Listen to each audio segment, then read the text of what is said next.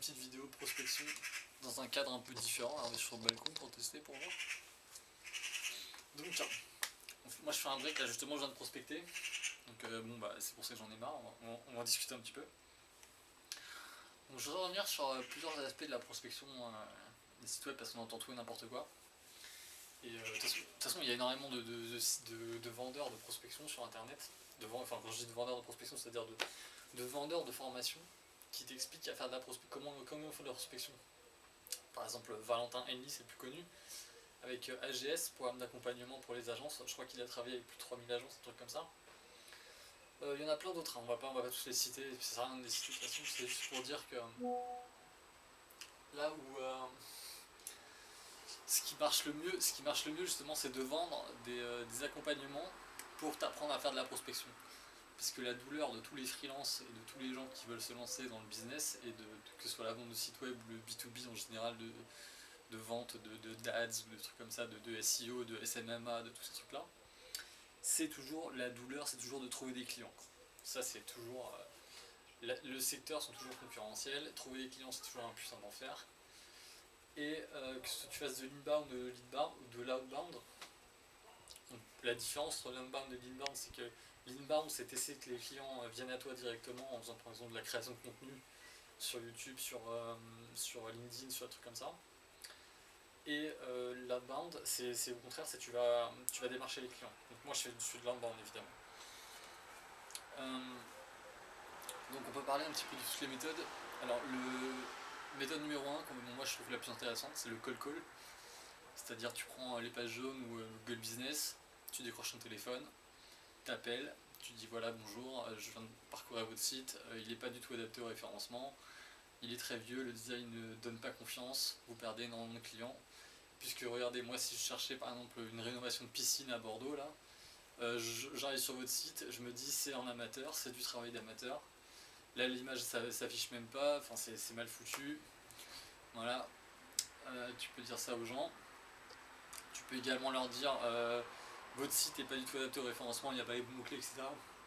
C'est pour ça que vous êtes sur la 8ème page de Google, tandis qu'un site, tu peux ouvrir le numéro 1 à côté par exemple pour leur montrer. Ce site-là, il est sur la première page parce que le site est bien foutu, le site est rapide. Donc voilà. Donc dans tous les cas, quand on fait du cold call, c'est l'objectif c'est que la personne te fasse confiance et que tu lui fasses ressentir un besoin ou alors une douleur. Parce que s'il n'y a ni besoin ni douleur, ils n'ont aucun intérêt de travailler avec toi, quoi. Ils ont pas de...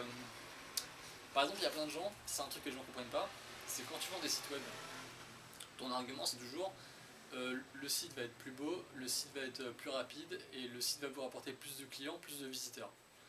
Sauf qu'il y a des gens qui s'en foutent complètement que le site soit plus beau, qui s'en foutent complètement qu'ils aient plus de visiteurs et qui s'en foutent complètement même de faire plus d'argent. Ça c'est le truc que les gens ne comprennent pas, c'est qu'il y a plein d'entrepreneurs. Moi je l'ai compris en faisant de la prospection sur le volume. Il y en a plein, ils sont là, moi je gagne 3000 ou 4000 euros par mois. Je travaille 30 heures par semaine ou 40 heures. J'ai pas envie d'avoir plus de clients, parce que s'ils avaient plus de clients, ça veut dire qu'il faudrait qu'ils travaillent plus de temps, qu'ils travaillent 60 heures par semaine, et ils n'ont pas envie de travailler 60 heures par semaine. Ils n'ont pas envie de doubler leur salaire et de travailler le double de temps, quoi. Ils n'ont pas envie de recruter des gens pour travailler avec eux, ils n'ont pas envie que la boîte... comment dire, ils n'ont pas envie d'avoir de croissance en fait. Ils sont pas dans une optique de croissance, ils sont dans une optique de... Ça fait 20 ans que je survis comme ça, que je fais de mes 3000 euros par mois, que je travaille pas trop, la vie est bien, j'ai ma famille à côté, j'ai mon truc, ils n'ont pas envie de faire plus, quoi. Donc tu peux arriver et leur dire si c'est de la merde, vous pourriez faire 10 000 euros par mois au lieu de 3000, et ils te disent ouais sûrement, mais je m'en fous en fait, je suis bien comme ça là, je suis bien, juste j'ai pas envie de faire plus, quoi. Donc voilà. Donc déjà, il faut comprendre qu'il y a des gens comme ça qui sont pas du tout intéressés par ce que tu vas leur vendre dans tous les cas. Ensuite, il faut qu'ils aient le budget évidemment. Il y a plein de gens qui sont intéressés mais qui n'ont pas le budget. Par exemple des auto-entrepreneurs, quand tu démarches des gens, des artisans, des trucs comme ça, il y en a plein, ils font n'importe quoi avec leur argent, ils n'ont pas les moyens, quoi, de payer un site à 2500 euros, même si le site leur rapporterait peut-être 30 000 dans l'année en plus, mais ils n'ont juste pas les moyens, quoi.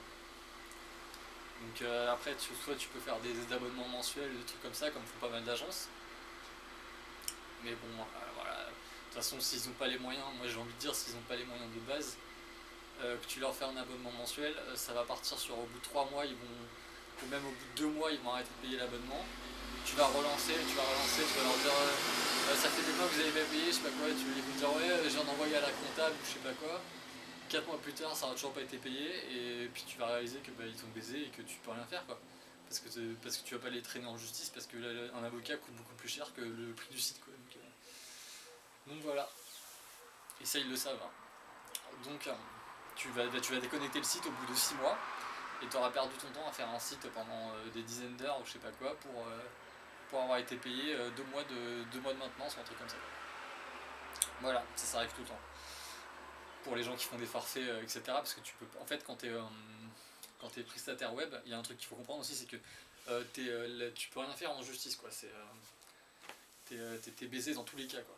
Parce que t'as pas les moyens c'est des contrats qui sont pas suffisamment élevés pour faire appel à des avocats.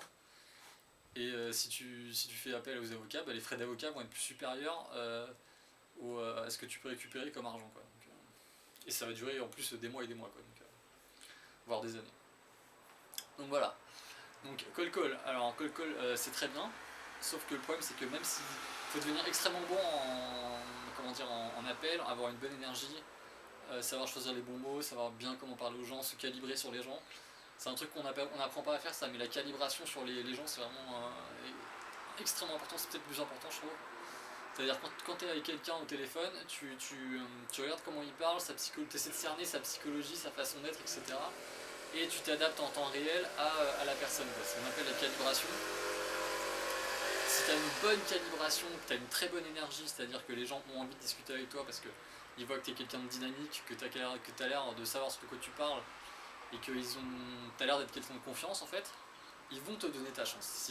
S'ils sont un minimum intéressés, ils vont venir te donner ta chance. C'est-à-dire ils vont te dire rappelez-moi à 18h je serai libre, on peut en discuter un petit peu, etc. ou un truc comme ça quoi. Parce que généralement tu les appelles en plein milieu de leur journée, ils ont autre chose à faire. Donc ils vont te donner, ou toi tu vas leur donner, tu vas leur proposer, tu leur proposes quand c'est que je peux vous rappeler, où on peut en discuter un quart d'heure, etc. Tu leur proposes le soir à 19h, un truc comme ça peut-être. On faut avoir du temps libre aussi, hein, parce qu'évidemment c'est toujours généralement en dehors de la journée, ou alors 3 jours après, un truc comme ça, il faut avoir un calendrier, il faut s'organiser quoi. Et là tu peux commencer à te présenter, à dire voilà, je fais ci, je fais ça, je travaille avec un tel, il faut que tu aies des références aussi, parce qu'évidemment si t'as pas de référence c'est de la merde. C'est difficile de vendre des trucs quand t'as pas de référence. Donc ouais, c'est vrai que pour les gens qui se lancent, c'est vraiment extrêmement dur, c'est une difficulté extrême vraiment. Et parce que déjà que c'est très dur quand t'es déjà implanté, quand t'es pas implanté c'est encore plus dur. Voilà, alors, call, les emails, tout ce qui est, on peut mettre dans le même bain email, SMS et DM WhatsApp, ou DM Instagram, DM TikTok, DM tout ce que tu veux.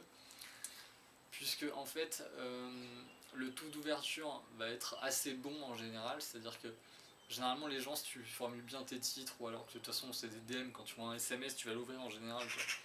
Ou quand tu vois un DM WhatsApp même tu vas juste ouvrir le truc juste pour voir ce que c'est quoi. Puis au bout de 3 secondes tu vois que c'est de la publicité, que c'est un truc qu'on veut te vendre, que c'est pas un client potentiel ou quoi, et bam tu regardes même pas la suite quoi.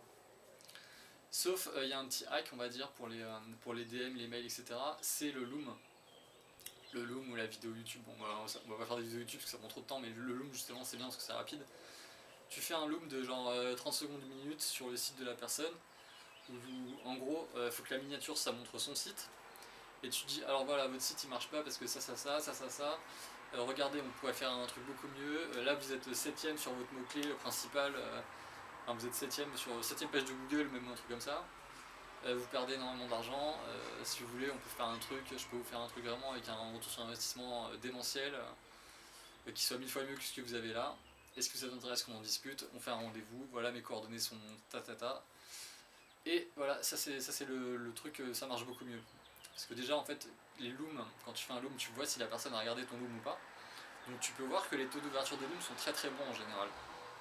Parce qu'en en fait, il y a la curiosité humaine. Quand tu reçois un DM ou un SMS ou n'importe quoi, et que tu vois la miniature de ton site web avec un mec en dispute, tu cliques. Donc tu cliques et le mec il te dit ah oui c'est de la merde, là ça marche pas, non. Et tu fais.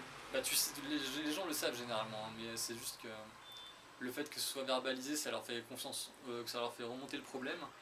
Et s'ils aiment bien ta voix, s'ils sont dans un bon mood, s'ils ont de l'argent de côté pour de leur trésorerie, et s'ils sont dans une optique de croissance, en gros, si les étoiles s'alignent, c'est toujours le même problème de toute façon dans la vente.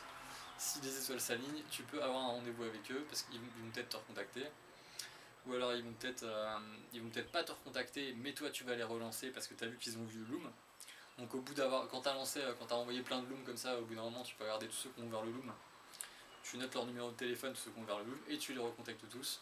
Tu les appelles, tu leur fais ouais, j'ai vu que vous avez vu ma petite vidéo sur votre site.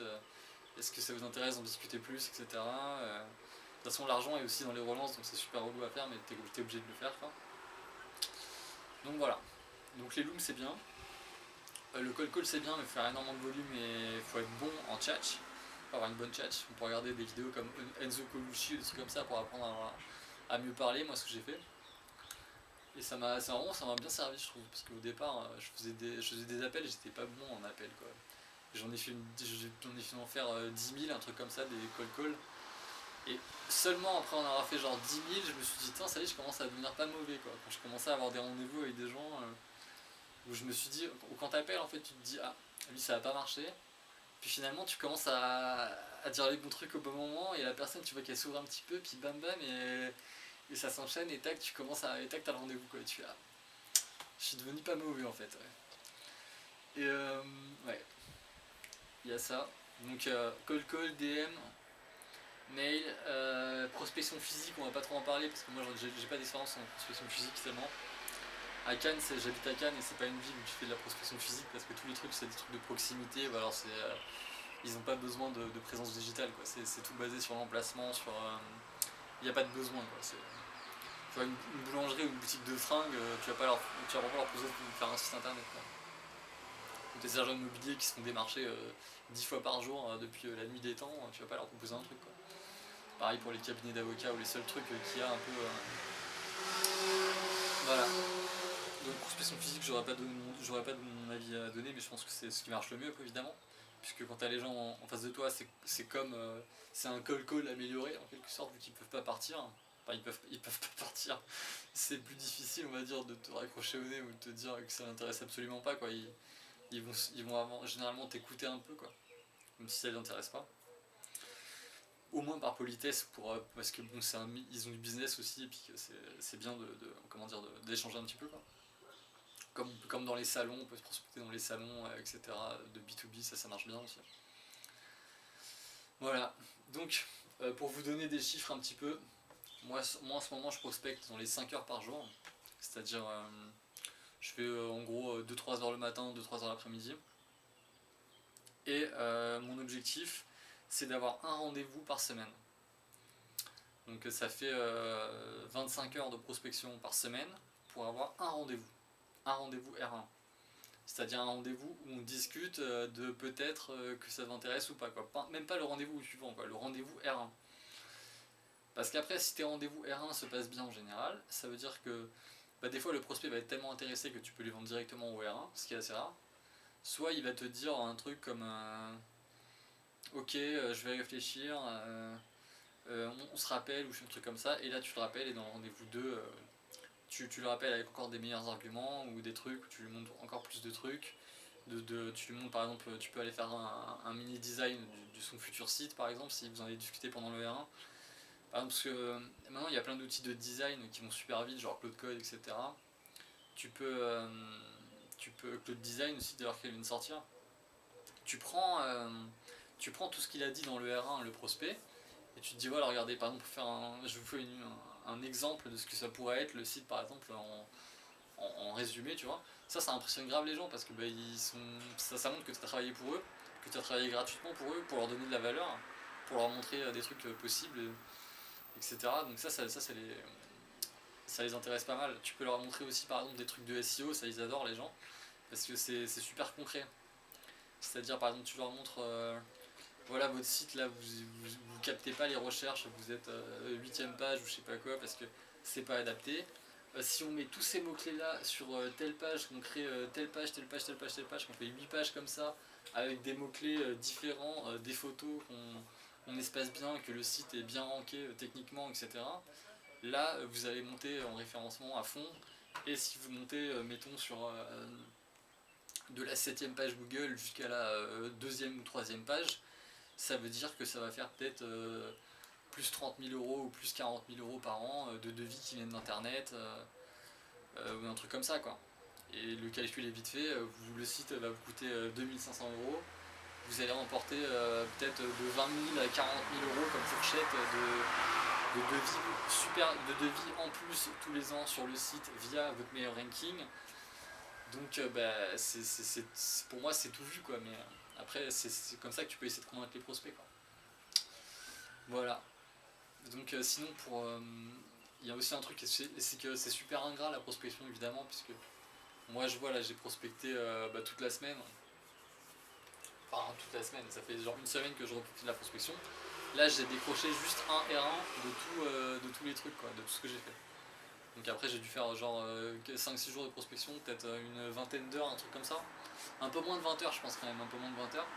Mais en un peu moins de 20 heures, avoir un R1, ça veut dire que la plupart du temps on n'a jamais de réponse, on n'a jamais de... il se passe jamais rien en fait. On envoie des DM, des SMS, les gens ils les lisent ou alors ils les lisent pas, puis ça passe à autre chose quoi. Puisque en fait c'est le même principe que quand nous on reçoit de la publicité. Moi quand je reçois de la publicité sur ma boîte mail principale, généralement j'ouvre, je vois tout de suite que c'est de la publicité, que c'est un truc qu'on veut me vendre. Et peu importe le copywriting, peu importe ce qu'ils ont écrit, quoi. J'ai pas envie d'acheter, quoi. J'ai pas envie d'acheter. J'ai pas de besoin, j'ai pas de douleur identifiée. Donc, même si la douleur est identifiée, si tu veux, genre, des fois, t'as juste pas envie de dépenser de l'argent, quoi. Donc, tu peux. Donc voilà. Donc c'est comme ça. Donc c'est normal que les chiffres soient super faibles. Et il n'y a pas de recette miracle, quoi. La seule recette miracle, c'est qu'il faut le faire tous les jours. Tous les jours tu prospectes, tous les jours tu te forces à prospecter. Et tu t'améliores aussi tous les jours, quoi. Faut toujours s'améliorer évidemment. Si tu prospectes mais que tu le fais avec une mauvaise énergie, etc., tu vas jamais rien vendre. Puisque évidemment quand quelqu'un t'appelle et qu'en plus il veut te vendre un truc, et en plus il a une mauvaise énergie, et en plus il parle mal, et en plus il a des mauvais arguments, les chances que tu lui achètes un truc sont de zéro, quoi. Sont littéralement de zéro. Voilà. Donc il faut être toujours positif, toujours une bonne énergie, toujours motivé. Boire 4 cafés si besoin avant de lancer une séance de call. Et toujours, comment dire, toujours se dire qu'en fait ça peut être le bon jour, ça peut être le jour où tac, tu trouves quelqu'un qui est intéressé, qui a du budget, qui a envie de travailler avec toi, qui a envie d'augmenter la taille de son entreprise, qui a envie d'augmenter son référencement, qui a envie de faire un beau truc, et qui te donne carte blanche, qui te dit bah voilà, faites-moi le site, 3000 euros, bam, c'est parti. Et là voilà, ça fait 1 heure que tu prospectes dans ta journée, tu viens à peine de te lever, tu as bu ton premier café, tu viens de signer 3000 euros. Et voilà, là on peut dire que l'activité elle marche. Voilà. Et ça arrive. Ça arrive, mais le problème c'est que c'est rare et il faut beaucoup travailler et il faut pas abandonner surtout. Et le truc c'est que la plupart des gens qui font de la prospection abandonnent puisque si tu as l'habitude d'avoir un salaire horaire, le fait d'avoir fait ce que moi je viens de faire là, c'est-à-dire de travailler toute une semaine et d'avoir 0 € qui est tombé, alors que j'ai travaillé tous les jours, tu te dis c'est de l'arnaque la vie d'entrepreneur, c'est trop dur. Bah oui, c'est trop dur, sauf que le jour où tu signes quelqu'un, là c'est trop facile. Puisque tu as des milliers d'euros qui vont tomber dans la journée, quoi. Enfin, qui vont tomber, ils tomberont plus tard, dans plusieurs semaines. Tu auras généralement la compte juste qui va tomber dans la semaine, mais je veux dire, c'est la perspective du travail quoi, qui va tomber. Voilà. Donc j'en ferai des petites vidéos là, je sais pas si c'est bien ce format balcon, parce qu'il doit y avoir des voitures qui passent juste à côté, là, donc c'est peut-être pas fou. Voilà. Allez, on en discute si ça intéresse des gens de prospection. Moi je pense que ça sert à rien d'acheter des formations de prospection, des formations de prospection d'ailleurs. Parce que je vois pas ce qu'ils peuvent te dire qui va marcher, quoi. Ils vont te donner des recettes toutes prêtes, ils vont te dire faire du volume, ils vont te dire oui, sois motivé, parle aux gens avec une bonne énergie, et l'air compétent, donne-leur des exemples de trucs que tu as fait, si t'as pas d'exemple, invente-en, ils vont te dire choisis bien des niches de gens qui ont de l'argent, évidemment, parce que s'ils n'ont pas d'argent, choisis des prospects aussi qui veulent travailler avec toi, puisque s'ils n'ont pas besoin de croissance, évidemment ça va pas marcher non plus. Bref, tout ce qu'on peut te dire dans une formation, tu peux le trouver facilement sur internet, vraiment en 5 minutes en réfléchissant, même tout seul en réfléchissant, quoi. C'est pas compliqué. Enfin, c'est pas compliqué, mais ce qui est compliqué, c'est de le faire le travail de tous les jours, de tous les jours faire le travail sans qu'il y ait de retour sur investissement direct. Ça, c'est la vraie douleur et c'est sûr que c'est compliqué. Mais bon, une fois que tu as vendu quelques sites, enfin, une fois que tu as fait le process en fait, où t'as appelé quelqu'un que tu connaissais absolument pas, que tu as réussi à le motiver à avoir un rendez-vous, que tu as fait un rendez-vous, que tu l'as signé, que tu as reçu l'argent sur ton compte, que tu lui as fait son site, qu'il est content et que le site marche, que tu as fait tout le process en fait de vente une fois, que tu l'as répété 10 fois, 20 fois, 30 fois, bah tu sais que c'est juste un numbers game quoi. Faut juste appeler plus de gens, contacter plus de gens, DM plus de gens, et puis au bout d'un moment ça marche quoi. Mais c'est long et c'est extrêmement basé sur la chance évidemment. Donc la chance, ça veut dire une semaine tu vas être au top du top et tu vas rien avoir. Et la semaine d'après tu seras peut-être un peu moins bien, mais tu vas avoir de la chance et tu vas avoir 2 R1, peut-être 3 R1 même, et signer un client ou signer 2 clients dans la semaine. Et ça sera ta semaine de chance. Voilà, on va arrêter la vidéo là. À la prochaine.